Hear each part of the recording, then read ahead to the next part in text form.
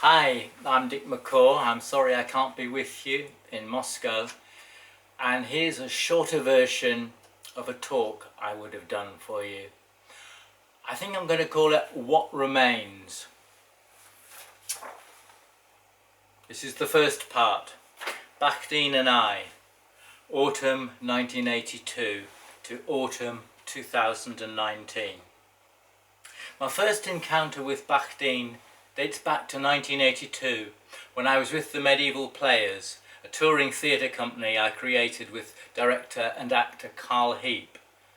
Our planned production for summer 1983 was an adaptation of Rabelais' Gargantua in Sir Thomas Urquhart's salty translation.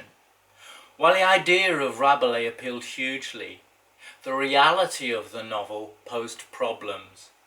I couldn't access its world. Carl suggested that I read a book by an eccentric Russian called Bakhtin, which was a rambling and repetitious read, but it might help me better understand Rabelais. He was right. Rabelais in his world made sense of the images and the values in the novel and gave me an appetite for Bakhtin's work, which has been enduring. Bakhtin's vivid evocations of popular medieval and Renaissance culture were a sure means of gaining an audience's attention. He so brilliantly conveyed Rabelais's vital, vulgar, earthy, generous humour. What has sustained this fascination is the vividness and bravery of Bakhtin's thinking.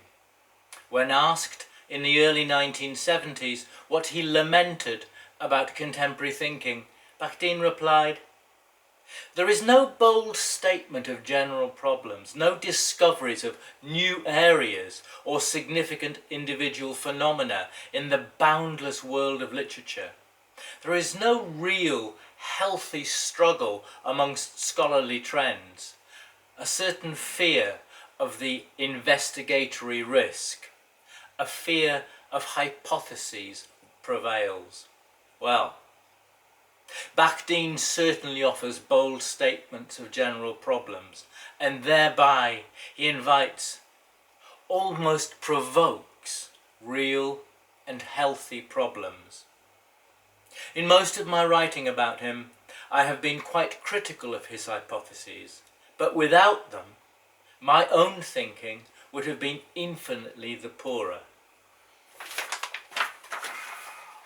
The next section. Bakhtin and theatre. The Medieval Players was not the only theatre company to be inspired by Rabelais and his world. Władimir Staniewski, director of the Polish theatre company Garjanica Theatre Association, Georgian theatre director Robert Sturower, Russian director Yuri Lyubimov are just three international figures who have been inspired Bakhtin. Birgit Boimers describes how Bakhtin's ideas offered a solution to Pushkin's seemingly unstageable Boris Godunov. This was in Lyubimov's production of it. The carnival modality eliminated barriers between actors and audiences by suggesting a common, shared space and aesthetic time unbroken by conventions. Theatrical and socio-political constraints were ignored in this small universe in favour of open address. Paul Elena notes how Bakhtin influenced Garjanitsa's artistic policy and practice. Staniewski was deeply inspired by Bakhtin's notions of carnival and the carnivalesque as detailed in Rabelais in his world, and this book became central to his company's work.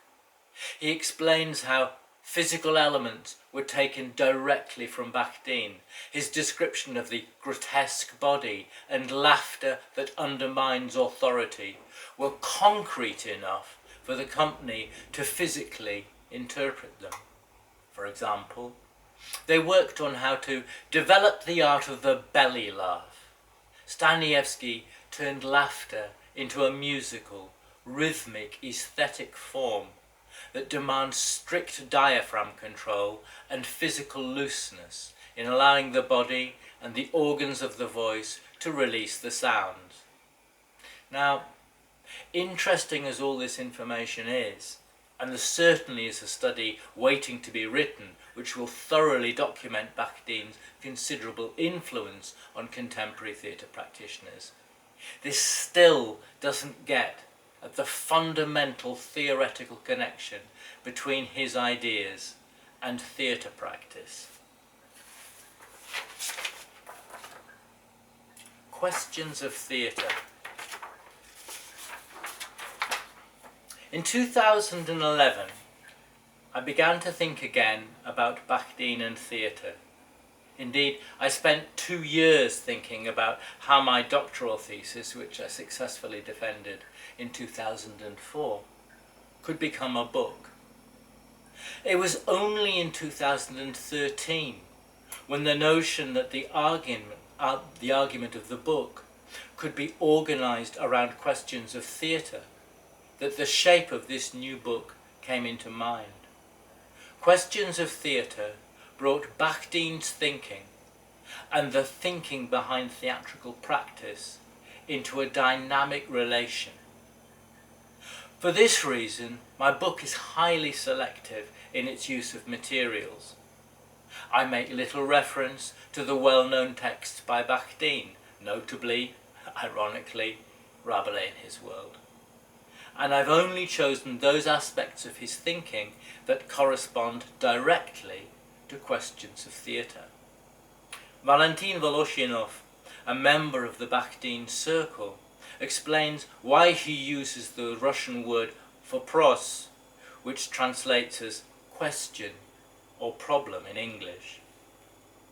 And here I quote, "It's sometimes extremely important to expose some familiar and seemingly already well-studied phenomenon to fresh illumination by reformulating it as a problem, i.e. to illuminate new aspects of it with the aid of a set of questions that have a special bearing upon it." Late in his career, Bakhtin explained why questions were so important to him. Anything that does not answer a question is devoid of sense for us. Meaning always responds to particular questions. Anything that does not respond to something seems meaningless to us. It is removed from dialogue. Bakhtin asks a lot when he states that anything that does not answer a question is devoid of sense. But this did support my decision to focus on questions of theatre in my book on him. However interesting Bakhtin's ideas might be, I have limited myself to only those which illuminate questions of theatre. Questions of theatre, the phrase questions of theatre, can also be understood in the sense of putting theatre itself into question, in the way that Bakhtin constantly does when he argues that the novel is a genre that is more apt than drama to answer the aesthetic and philosophical questions that interested him. My chosen questions of theatre may seem obvious. Bakhtin argues that the situation of one's body in time and space affects how one sees and knows the world. Bakhtin's sense of situation has an interesting connection with Stanislavski's concept of given circumstances. More broadly, how does the space and time of a theatre performance affect the meaning of that performance? The next question from Bakhtin concerns the relation between author and a character. To illustrate his points, he asks whether an actor could be considered an author of a character. His argument hinges on the degree to which an actor empathizes with their character. Again, this gets us to the heart of a debate about acting which is still current. Does one go with Brecht or with Stanislavski? Or is this just a simplification of a much more complex problem? Not only my book on Bakhtin, but my latest one, Rethinking the Actor's Body, Dialogues with Neuroscience, dwells on this central problem. I think it extends far beyond the realm of theatre, and of course it is precisely in this wider philosophical realm that Bakhtin was writing. For all the references Bakhtin makes to theatre, he never answers questions about theatre or examines how it functions as an artistic form as distinct from the novel. He draws on it as a source of metaphor in order to frame philosophical questions about and through the novel. He asks few questions of theatre because he considers that, along with epic and lyric, it is an old genre that has been superseded by the novel. But this flies in the face of the facts.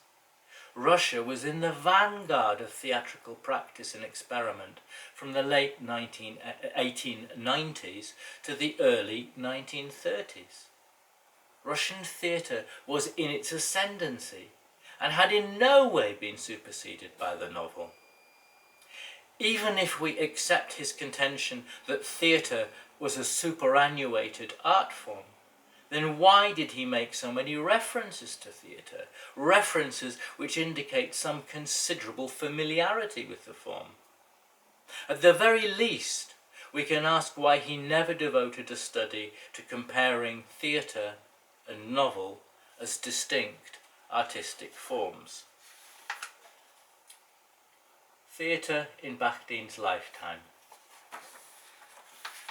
The dates of Bakhtin's life, 1895 to 1975, provide a fantastic historical frame for a study of theatre in Eastern Europe.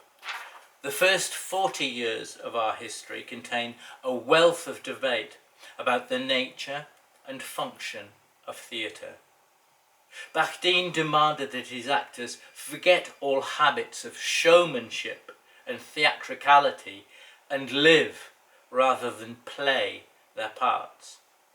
Less than 20 years later, his protégé Meyerhold proposed a return to precisely the theatricality that Stanislavski had rejected, and embraced the Russian Revolution, which at first offered little place for the older director.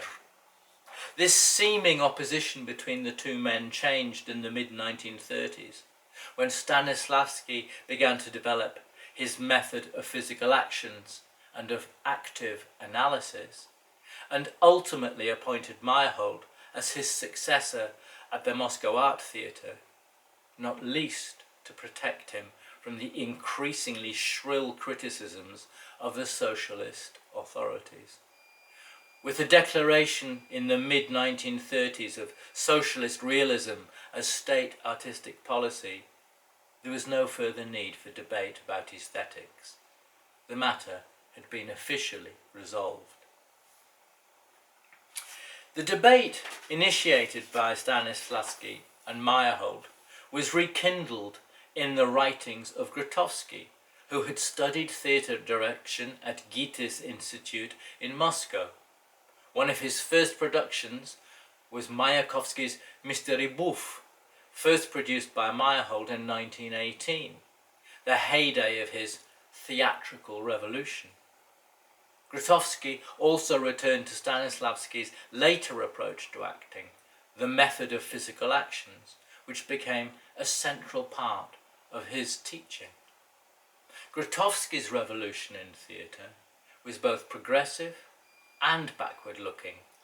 In an age of ever greater technological sophistication in television and film, he demanded a return to the basic elements of theatre, the encounter, or could one call it a dialogue, of the actor and the audience. Once again, theatre as a genre is reinvented by being put back into question. By 1975, he had left professional theatre altogether in search of another form of dialogue with the public. All three men, then, are linked in their pursuit of the fundamental question: what is theatre? The relation between the three directors in this study can be understood in terms of what Bakhtin would call dialogical voicing.